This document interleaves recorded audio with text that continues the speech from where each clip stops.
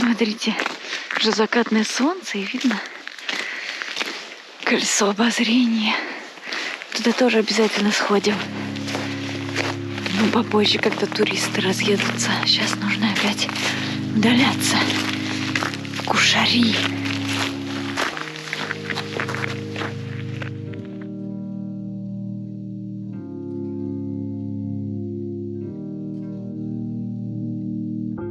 Привет, друзья! С вами девчонки Лис. Мы находимся в заброшенном городе Припять, который в результате аварии на Чернобыльской АЭС был покинут жителями навсегда. Сегодня мы предлагаем вам прогуляться вместе с нами по городу, заглянуть в квартиры припятчан и посмотреть, что же скрывается в брошенных жилищах спустя 36 лет после эвакуации.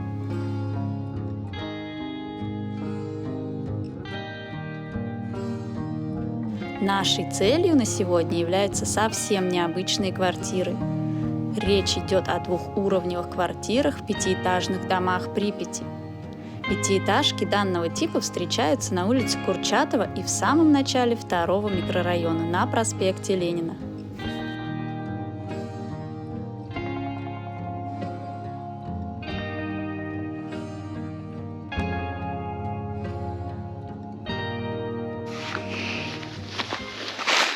Друзья, мы находимся возле пятиэтажки.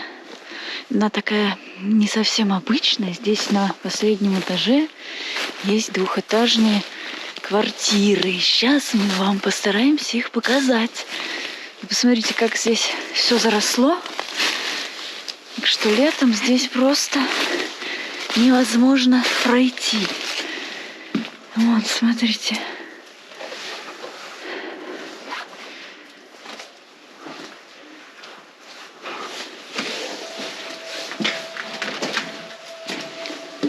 Каждый раз, гуляя по Припяти и попадая в новый дом, невольно надеешься и думаешь, может быть, здесь осталась хотя бы одна нетронутая квартира. Но, зайдя внутрь, понимаешь, увы, твоим надеждам не суждено сбыться. На первом этаже здесь обыкновенные квартиры, такие комнаты достаточно большие. Полы тоже деревянные. Здесь кухня. Дверь не открывается. Ну, такая небольшая кухонка. И ванна-туалет. К сожалению, уже в 1986 году по городу начали орудовать мародеры. Их не останавливала ни сигнализация, ни то, что вещи, которые они тащили, могли быть загрязнены радиацией. Милиция ничего не могла предпринять по отношению к таким элементам. После того, как людей эвакуировали из города, все их имущество было оценено в нулевую стоимость. Бывшим жителям была выплачена компенсация. Уголовную статью за перемещение радиоактивного материала в Уголовный кодекс введут намного позже. По этой причине мародеры очень активно пытались проникнуть в город и вынести оттуда ценные вещи. Нужно отметить, что среди так называемых мародеров часто встречались и люди в погонах. Если закрыть окно, оно целое, не закрывается. Хорошая комната, но тоже протекает по шву. Тут. И тоже помечена меткой.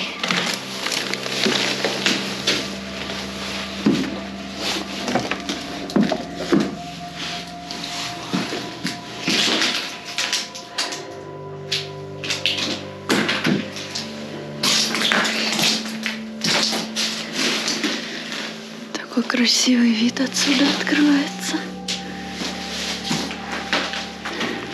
Уже на следующий 1987 год всем стало ясно, что город не вернуть. В нем больше не смогут жить ни гражданские, ни ликвидаторы. Уровни загрязнения были очень высоки. Проводить дальнейшую дезактивацию означало тратить немалые ресурсы, которых уже просто не хватало. Да и все уже понимали, что все это обезьянкин труд. Тем временем акты мародерства все так же активно фиксировались в бывшем городе энергетиков. Чтобы раз и навсегда покончить с этим явлением, на зачистку города отправляют военных. Если в мае 1986 года из окон выбрасывали только холодильники с испорченными продуктами, то на следующий год из окон домов летело все. Телевизоры, одежда, игрушки и даже мебель. Некоторые элементы чистой мебели после обследования дозиметристами ликвидаторы забирали для собственных нужд, чтобы обустроить быт в общежитиях. Все, что было грязным, и то, что не унесли мародеры, подлежало захоронению. В сети иногда можно встретить жуткие фотографии того, как кучи личных вещей припятчан просто валялись под окнами первых этажей жилых домов. Эта радикальная, но необходимая мера нужна была для того, чтобы остановить вынос грязных вещей за периметр зоны отчуждения. Все эти вещи выбрасывались из окон квартир прямо на грузовики, после чего вывозились за город, где их ждало захоронение в специальных могильниках. В конце 80-х годов квартиры города Припять были практически пустые. Оставались только некоторые элементы мебели. 3-й этаж. Здесь хорошо сохранилась комната сухая. Пол целый. Диванчик такой. Шкафчик. Если бы не вот это выбитое окно, была бы отличная комната.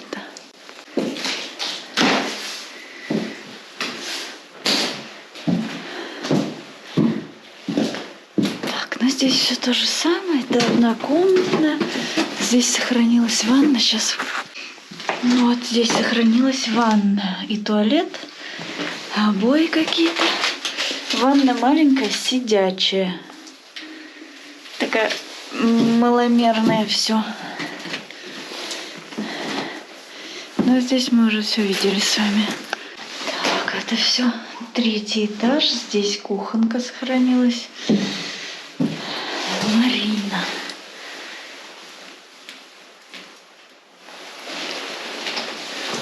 Житочка. Ой, смотрите, надпись какая-то. Привет всем.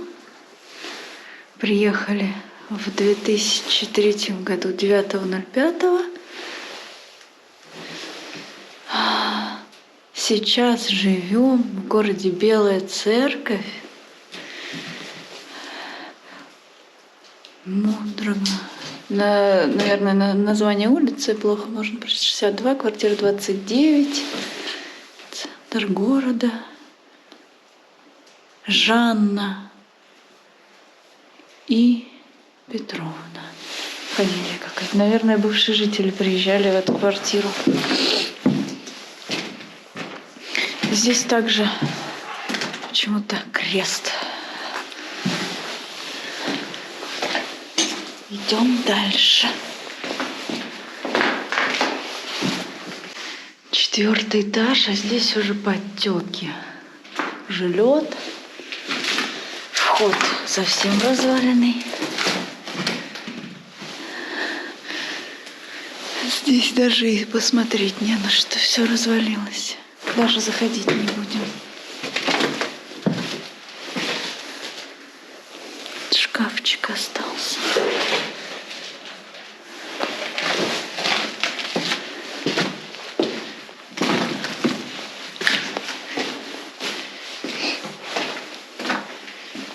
Ой, здесь, смотрите, остатки туфельки остались.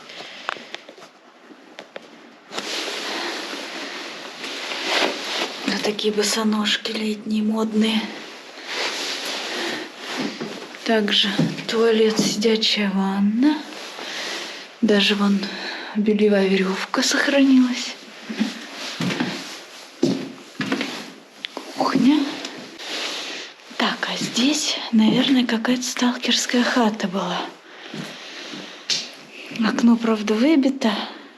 Здесь газовая плита, посмотрите. Я так понимаю, кто-то с собой тащил баллон и готовил вот на такой решетке. Или что это вообще? Или это просто делали какие-то кострища. Здесь спали. Ну, вообще здесь уютно. Ничего не скажу. Диван хороший абсолютно. Мягкий, пружины нормальные. В окно только выбито. Сейчас здесь уже не переночуешь.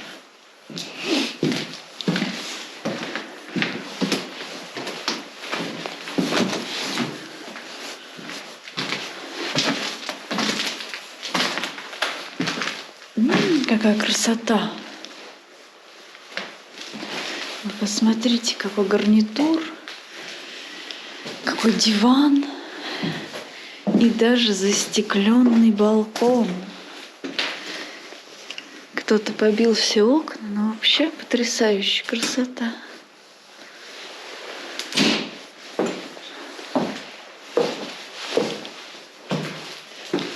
Хорошая квартира, очень приятная планировка. Окна на светлую сторону выходят, вот это вообще идеально. Летом, конечно, жарковато. И тоже кресты, смотрите. Друзья, у кого есть догадки по поводу этих крестов, пишите в комментариях. Потому что, не знаю, думали сначала, что это спаленные хаты ментами, но сейчас уже нет. Может быть, это помечали сразу после аварии работники полиции, милиции. Так, ну и вот, смотрите. Где-то здесь должна быть двухэтажная. Вот она, смотрите. С виду дома с двухэтажными квартирами практически ничем не отличаются от типовых. Но если присмотреться, можно заметить, что по краям дома дополнительно пристроен 6-й этаж. И только зайдя внутрь, понимаешь, что на самом деле это двухуровневая квартира. Вот это вообще шик. Представляете, в такой квартире жить? У тебя здесь такая просторная светлая комната. Вид из окна хороший на парк. Здесь такая кухня. Тоже сохранилась. Вот это швейная машинка вообще. Кухня сухая. Здесь хорошо находиться, теплее гораздо, потому что солнышко нагревает.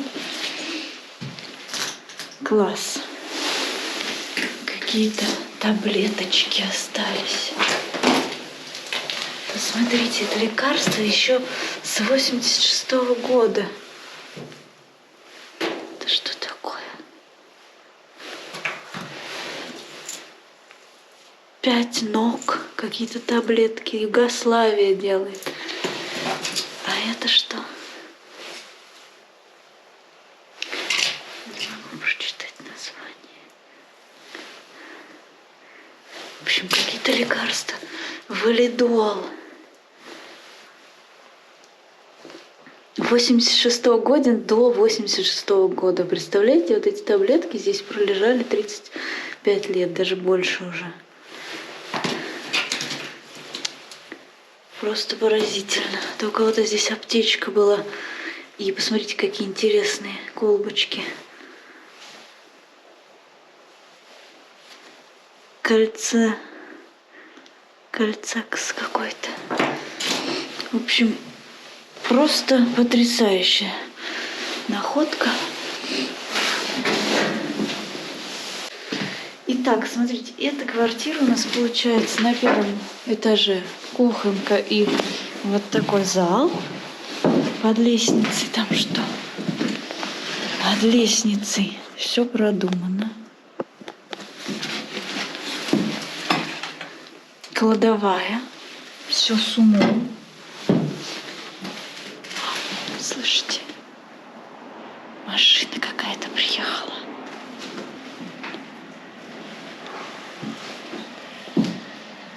Кто-то подъехал.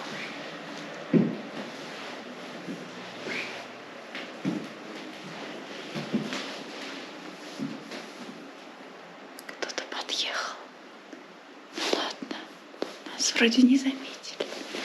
И ладно, давайте быстренько пройдем на второй этаж.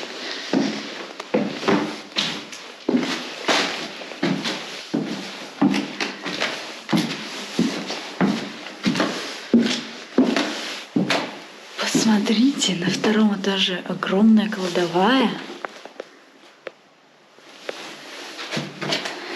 Еще одну. Здесь можно гардеробную устроить. Ванная полноценная, не сидячая. Квартира очень классная. Смотрите, все здесь. Очень классная квартира. И здесь еще одна комната.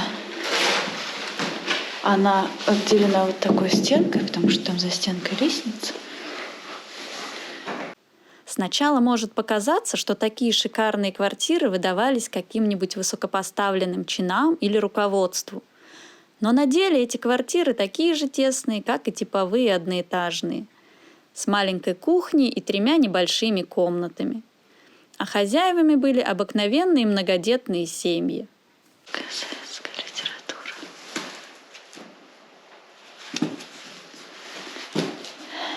История 9 класс. Алгебра 9-10. Украинская мова 7-8. Экономическая география. Да, семья здесь проживала. Кто-то говорит, что эти квартиры были для многодетных, но по площади я бы не сказала, что очень. 2 комнаты большие, да. Расположение интересное, но и на первом этаже тоже 2-комнатные есть. Хотя, конечно, они больше, чем эти однушки. И здесь еще 1/3 комната. 3-комнатная квартира получается. Ну, классно. Просто очень классно. Сейчас пойдем посмотрим дальше. Такая стенка, смотрите. Там батарея заведена на 2-й этаж. Странная планировка вообще. Интересный проект. Не типовой. Такое не знаю, где можно еще встретить. Я таких не видела. Такая шикарная квартира. А это рядышком. Здесь обои такие красивые сохранились еще частично. Тоже 2-этажная. Кухня. Тоже прилично сохранившаяся.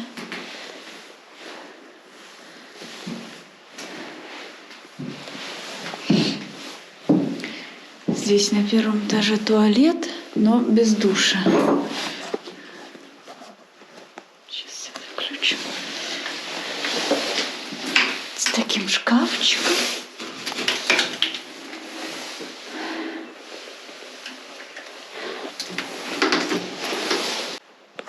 Так. Ну, а здесь у нас комнатка. Тоже хорошая, сохранилась. Можно закрыть балкон. Все, будет потеплее. Просторная, тоже красивый вид. Меблировки, правда, нету. И лестница.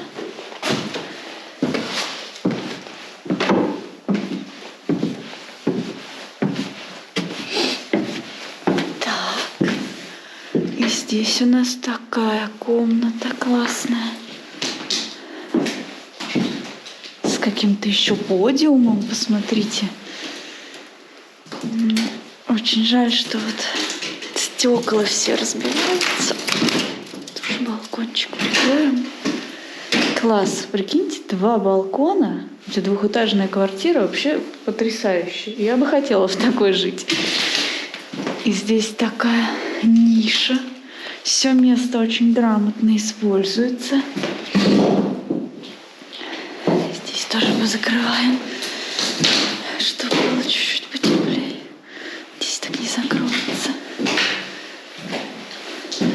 Здесь, наверное, был вход в соседнюю комнату, но сделали перепланировку. Также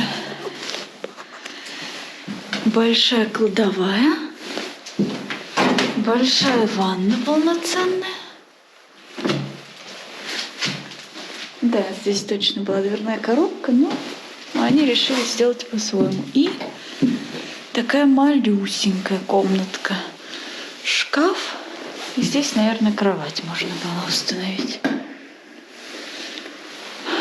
Вот такие вот двухэтажные квартиры. Ну, да, для семьи. Сколько здесь комнаты большие. Для семьи, скорее всего. Где 2, 3 и более детей.